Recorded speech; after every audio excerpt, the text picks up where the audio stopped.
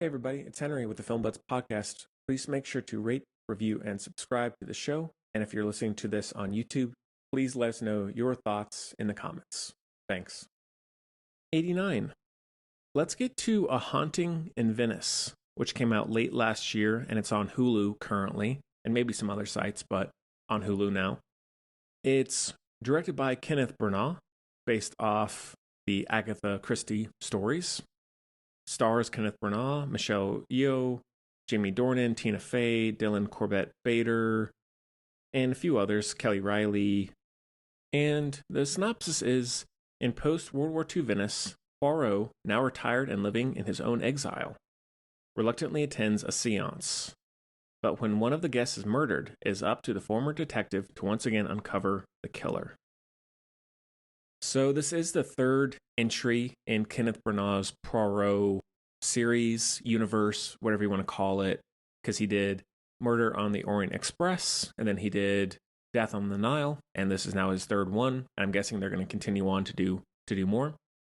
I like that this series exists, as I said on Letterboxd. I don't love any of these movies. I wish that they were better. I think they could be a lot better than they are, but I'm still glad that a very traditional, classical, not super flashy mystery, murder mystery thriller series exists, because we don't really get that often, made with this budget, with this sort of cast, this production value. So I will always go and watch these movies. I hope that they get better over time, but I will still be someone who am very curious about them, no matter what. And I had been meaning to get around to this one for a while. The overall concept intrigued me. I liked the Venice setting. I liked it taking place over, I think, all in just one night. And I was curious, to see what they would do with it. I don't know. It's hard to say, because I don't want to be too mean, because, again, there are a lot of things I appreciate about this franchise. I think this is my least favorite. I know some people are the opposite. Some people have said they think this is the best one of the three. I would disagree. I think Death on the Nile is the best. I don't think it's a masterpiece, but I think it's the best of the three. This would be about on par with Murder on the Orient Express, probably a little bit worse. So I think the only really good one is Death on the Nile. And I think the critics and even audiences were favorable to this for the most part. And I don't think the movie is terrible, but I think when it first started, I was in. I was like, all right, cool. All the things I mentioned earlier, that's what engaged me. I was intrigued.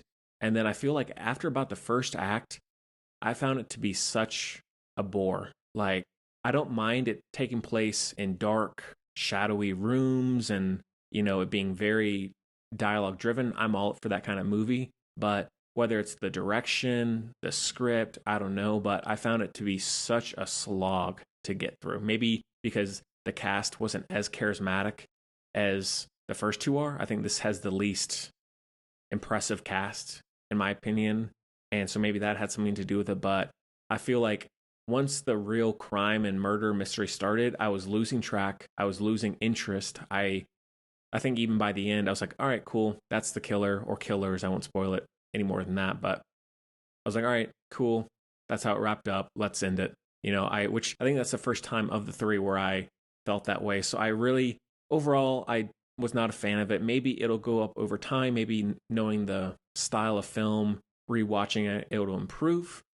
But I think as a first viewing, really disengaged. Kenneth Branagh, I like him a lot across the board. I'll never be upset seeing him in a movie.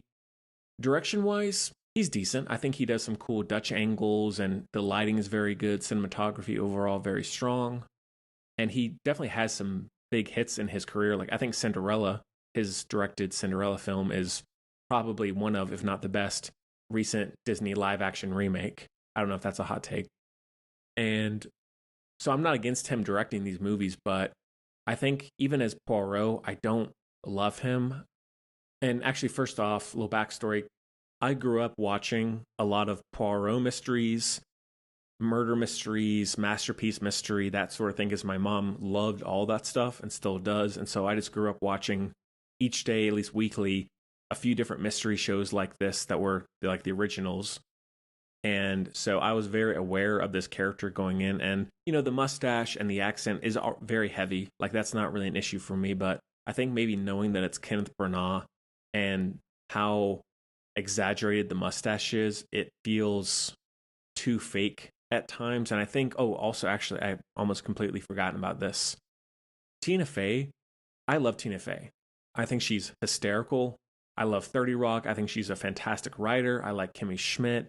Mean Girls, like I think she is a A-list talent, but I think she was very miscast in this. She, like, along with Kenneth Branagh's very over-the-top performance, her playing this like traditional, very exaggerated way of speaking, like mystery writer, it just felt so phony. And I think that combination really took me out of it. I was never believing that these were real people. Whereas I think in the first two, maybe it's because of the cast again, I don't know, but I feel like I was way more engaged with those performances, with those characters, and I feel like Branagh and Faye being the leads, I was like, this feels so silly. And I think some of the seance stuff, like, I don't really mind that. I think it's decently well done. Sometimes it's hard to take seriously, but I think they did a decent job with that.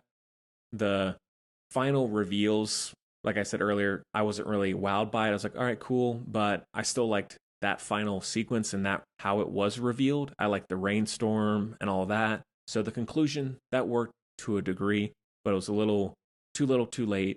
So not one I would write home about. Like, I wouldn't rush out and watch it. If you haven't seen any of them, probably start with Orient Express just to get yourself oriented on there, actually, sorry.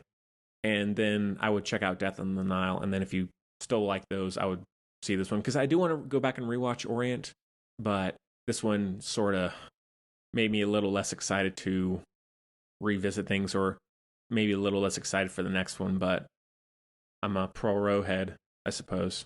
So let me know what you think in the comments. If you're on a YouTube video or anywhere else you can comment, let me know what your thoughts on this or on the whole series. Would love to know what you think. So that one is a light 2.5 out of 5.